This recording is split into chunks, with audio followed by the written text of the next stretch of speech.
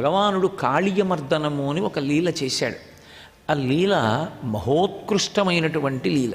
దాన్ని 2 కాలముల యందు ప్రధానంగా వినాలి అని చెప్పారు. ఒకటి, కాళీయమర్దనాన్ని వింటే ఉదయం వేళ వినాలి, లేకపోతే ప్రదోషంలో వినాలి. దోషం అంటే చీకటి అని ఒక అర్థం.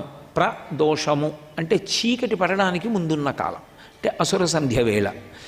ఆ కాలమునందు వినాలి అని కాళీయమర్దన లీల ప్రారంభం చేస్తూ పోతన గారు భాగవతంలో ఒక అద్భుతమైనటువంటి విశేషంతో ప్రారంభం చేస్తారు. యమునా నది యందు కాళింది అని ఒక తటము. యమునా నది జలములు నల్లగా ఉంటాయి. యమునా నదికి ఒక లక్షణం ఉంటుంది. యమునకి ముందుకు వెళ్ళడం తెలుసు, వెనక్కి రావడం తెలియదు. ఇక యమునకి వెనక్కి రాదు. గంగ అలా కాదు, ముందుకు వెళ్ళి వెనక్కి వస్తుంది. గంగ తిరుగుతుంది కాబట్టే గంగా స్నానం, గంగ పూజ, గంగా నామం అంత ప్రశస్తమయ్యే.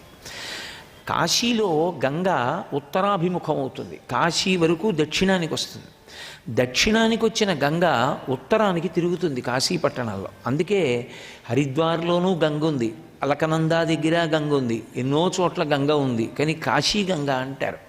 కాశీ గంగ అనడానికి కారణం, మనుష్యుడు కొన్ని కోట్ల కోట్ల కోట్ల కోట్ల జన్మలలో దక్షిణం వైపుకే ప్రయాణం చేస్తాడు. దక్షిణం వైపుకి అంటే ఈ శరీరములన్నీ కూడా ప్రతి క్షణం దక్షిణ దిక్కు వైపుకి కదులుతూ ఉంటాయి. కాలంలో దక్షిణం వైపు శ్మశానం ఉంటుంది. శరీరములన్నీ చిట్ట చివరికి ఎక్కడికి వెళ్ళిపోవాలి అంటే శ్మశానంలోకి వెళ్ళిపోవాలి.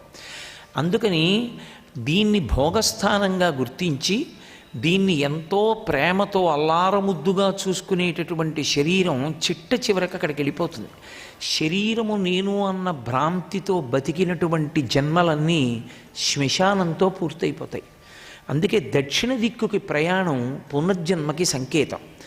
దక్షిణ దిక్కుకు వెడుతున్నవాడు ఉత్తర దిక్కుకు తిరిగితే పునర్జన్మ రాహిత్యానికి సంకేతం. ఉత్తర దిక్కున పరమశివుడు ఉంటాడు. పరమశివుడు మృత్యుంజయుడు. అందుకే దక్షిణామూర్తి దక్షిణాన్ని చూస్తారు, శిష్యులు ఉత్తరాన్ని చూస్తారు. ఉత్తర దిక్కు ఉత్తమ దిక్కు ఉపాసన యందు.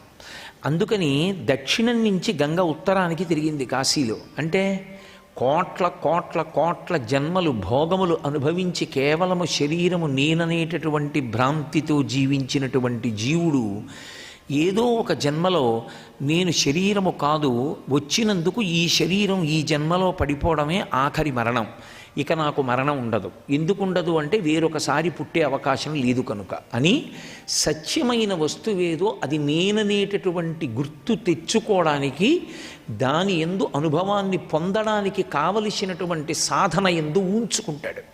సత్యమైన వస్తువు ఆత్మ.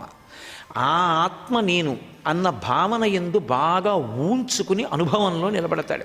నోటితో చెప్పడం కాదు, అనుభవంలోకి రావాలి. అలా వస్తే అది అద్వైతానుభూతి. అటువంటి అద్వైతానుభూతి యందు నిలబడిన వాడెవరో వాడి శరీరం పడిపోవడం అది ఆఖరిసారి, ఇక వాడు మళ్ళీ రాడు. అదిగో అలా ప్రయత్నం చెయ్యడం ఉత్తర దిక్కుకి తిరగడం.